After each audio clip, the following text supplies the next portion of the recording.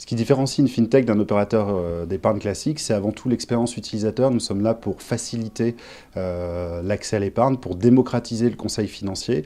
Et quand on teste notre site, on le voit tout de suite, advice.fr, c'est beaucoup plus simple et on rend un service réel aux consommateurs. Alors, ce que fait advice.fr, c'est du conseil financier accessible à tout le monde à partir de 500 € seulement. Vous allez arriver sur notre site, vous allez répondre à un simple questionnaire qui va nous permettre de comprendre qui vous êtes, ce dont vous avez besoin, quels sont vos projets futurs, et on va vous conseiller derrière une solution d'épargne et on va vous aider à la mettre en place. Donc, on répond finalement à plein de questions que se pose tout à chacun aujourd'hui. Que faire avec mon argent? Comment épargner?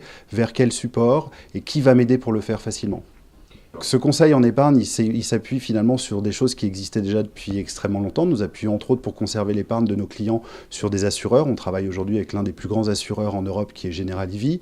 On s'appuie sur des gens qui vont promulguer ce conseil, qui vont donner ce conseil, qui sont des experts indépendants. Aujourd'hui, nous travaillons avec Morningstar, donc qui est un cabinet d'experts financiers reconnu mondialement et qui va sélectionner pour nos clients les meilleurs fonds d'investissement. Mais nous facilitons l'accès à tout ça, nous facilitons finalement la mise en relation et donc très facilement, juste au bout de la souris, le client va avoir dans un langage extrêmement facile à comprendre une proposition d'investissement. Nous allons l'aider à le mettre en place. En fait, on facilite tout ce qui était compliqué jusqu'à présent parce que je ne sais pas si dernièrement vous avez amusé à remplir un contrat d'assurance vie, c'est souvent beaucoup de paperasse, beaucoup de choses qu'on ne comprend pas. Avec Advice, tout devient très simple. Nous sommes une sorte de robot conseiller. Derrière le mot robot, souvent, on s'attend à ce qu'il n'y ait que des machines. Ce n'est pas le cas. La robotisation, ça veut dire surtout l'automatisation des tâches. Donc, nous avons automatisé un certain nombre de tâches, celles qui ne sont pas valeur ajoutée, celles qui ne demandent pas l'intervention forcément d'une personne humaine. Ça va être le cas, par exemple, pour remplir votre bulletin de souscription. Ça va être le cas pour vous alerter s'il y a un mouvement, un changement à faire sur votre épargne et faciliter l'ensemble de ces opérations de telle manière à ce que l'épargnant que nous allons conseiller n'ait pas de calcul à faire, n'est pas ni à sortir une calculette ni Excel. Donc ce sont toutes ces tâches-là que nous allons automatiser, robotiser. Après, derrière le conseil, il y a des vraies équipes. Comme je le disais, nous travaillons, nous, avec Morningstar aujourd'hui. Ça veut dire aujourd'hui plus de 120 analystes qui scrutent les marchés, qui scrutent les fonds, qui vont sortir des portefeuilles modèles que nous allons ensuite conseiller à nos clients. Donc derrière le mot robot, il y a souvent beaucoup d'humains. Les robots conseillers sont-ils les conseillers de gestion de patrimoine de demain? Je ne crois pas. Je pense qu'on aura toujours besoin de l'humain, ne serait-ce que parce que quand vous allez voir un conseiller de gestion de patrimoine, il va aussi vous donner des conseils par rapport à la fiscalité, par rapport à votre situation familiale, personnelle, à vos craintes, à vos envies.